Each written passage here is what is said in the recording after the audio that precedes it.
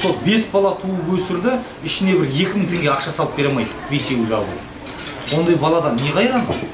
Ол неге салып бере алмайды емес, салып бере алады ма? Бірақ баланың санасында болмай тұр ғой сол нәрсе. Мына шешеме бір телефон сұрайыншы осы. Телефонында ақшасы бар ма екен осы? Ана магазинде қазір тіршілік баршамызға белгілі.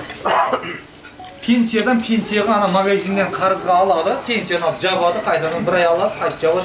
Әміне солай ол, бәріміздің жағдай сол ғой айтқанда. Көпшілігіміз өйткені, өзіміз ондай болып қалмай жатсақ та, үйіміз әке шешеміздің жағдай солай, бауырымыз солай. Ол неге қарыздан қарызға, айлықтан айлыққа, жаңа пенсиядан пенсияға жауып келе жатыр. Соны магазиндегі қарыздарын төлеп беру, мынандай телефондарына ақша салып беру. Содан кейін мына қазір өлім жітім, той томалақ деген қазақта өте көп. Сол нәрсеге кіріп шығайын десе, қолында 5-10 теңгесі жоқ, кіре алмай отырған қаншама ата-ана бар. Ал олар әрқайсысы 5-6 баладан өсірген. Сол сонда сөйтіп қарабет болып, ұятты болып отыру керек қой деп бара алмай, ана бала шаға не үшін өсірді олар? Қолғабыс болмаса, осындайда көмектеспесе соған. Демек не екен? Бала шаға соған көмектесу, қарыздарын төлеп беру, баратын жеріне ақшасын тауып беріп, ұятты болып қалмай кіріп шығыңыз деп, соның жағдайын жасау балаға міндет.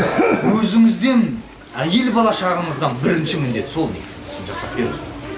Солар риза, Құдай риза. Олар риза емес, Құдай риза емес ағайын.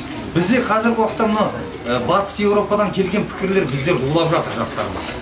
Бізде қарасақ қазір әйелдерін қуантқыш, әйелдерін риза қылғыш, сондай сюрприз жасағыш, сондай жастар шығып жатыр. Бұл не деген масқара бұл? Жасайтын жақсылығың болса, Алла Тағала әке шешеңе жаса деп жатыр, қатынына емес.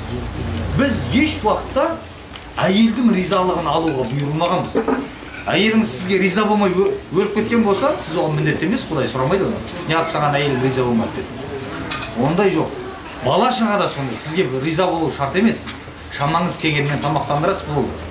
Ал енді әке шешенің ризалығын ал деген бұл бұйырған. Әке шеше риза емес па, Құдай риза емес. Бүкіл әйел, бала шағаларымыз бәрі риза болса да, Құдай разы болмайды ешқашан. Оны білу керек. Біз кімнің орны қаншалықты екенін білуіміз керек. Әке шешенің орны ең жоғарғы орын.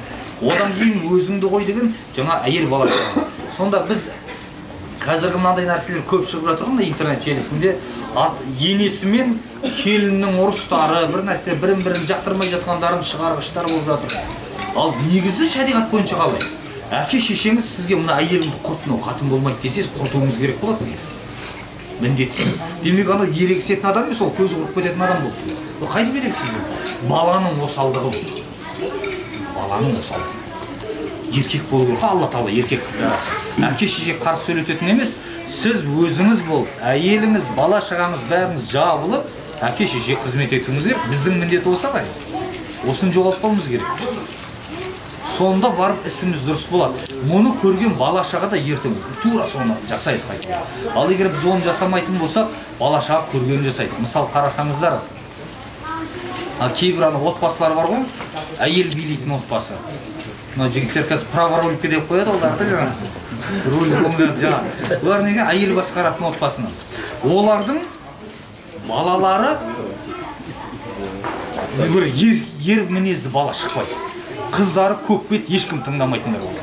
Ол неден шығады ондай, білесіз ба? Өйткені әкенің орны жоқ қой. Әйел басқарып әйелден, шешеден балаша қорқа қоймайды. Оның кейін ешкімге бағынбайды. Бүкіл жүйе бұзылып кетті деген сөз. Әкенің орны бар болса, ол не екен? Жаңағы әйелі де, жаңағы бала шағасы бәрі бағынып болса, жүйемен өз жүрген болады да, жаңағы отбасы дұрыс басқарылған болады. Және олардан тараған бала шағада ертең солай болады. Егер мысал қараңыз, әйел басқарған үйден шыққан баланың ертең мен балам мықты еркек болып шығып, әйелін басқарады деп ойламай қойыңыз, ол басқармайды. Өйткені ол отбасында көрді ғой шешесі басқарып жатқан. Әйел алғаннан кейін әйеліне бағынады ол. Өйткені әйел басқарады деген нәрсе оған сіңіп қалған нәрсе. Ондай жүйені құлату керек, дұрыс емес. Еркек басқарады. Мысалға имам Ғазали соның үшін айтқан.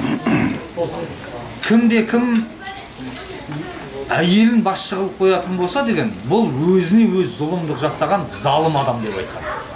Өйткені еркекті Алла басшы қылып еді, бұл әйелді жаңағы басшы қойды да, жаңағы орынды ауыстыру деген зұлымдық қой, зұлымдық деген бір нәрсені өз орнына қоймау деген.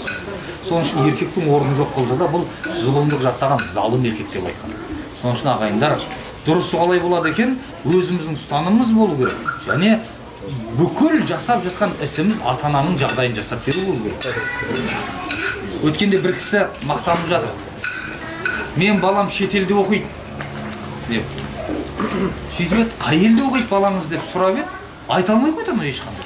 Қай елде екен. Сол ана адам айта алмаған себебі неде болды? Ол ондай мемлекетті атап көрмеген ғой ешқашан.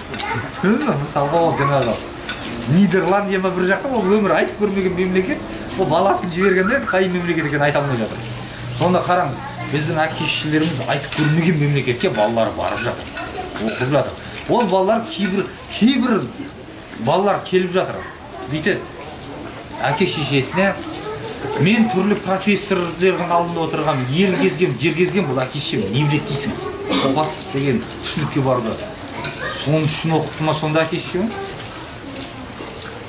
Ол білім алған сайын, көзі ашылған сайын, әке-шешенің қадірін біліп, қызметін жасап, солардың ризалығын алатын, әке-шешем мені оқытты деп мақтан тұтатын адам ғой ол. А бірақ бізде керісінше, бұл неден болады? Кешегі Әл-Фарабидің айтқанындай, тәрбиесіз берілген білім адамзаттың қас жауы деген. Тәрбие жоқ па? Жаңағыдай дұрыс тәрбие болмады ма, алған білім оған зиянын тигізбесе, пайда тигізбейді.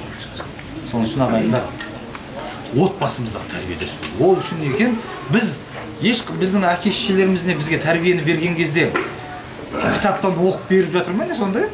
Жоқ, біз ата-бабадан көргеніміз жасап келе жатырмыз ғой, үлкендеріміз қалай болды? Біз де сол жолмен кетіп бара жатырмыз. Негізі солай. Біздің қазақ тәрбие қалай? Сол нәрсені жалғастырып бара жатырмыз. Соны кейінгілер дұрысын көру үшін бізде дұрысын жасауымыз керек.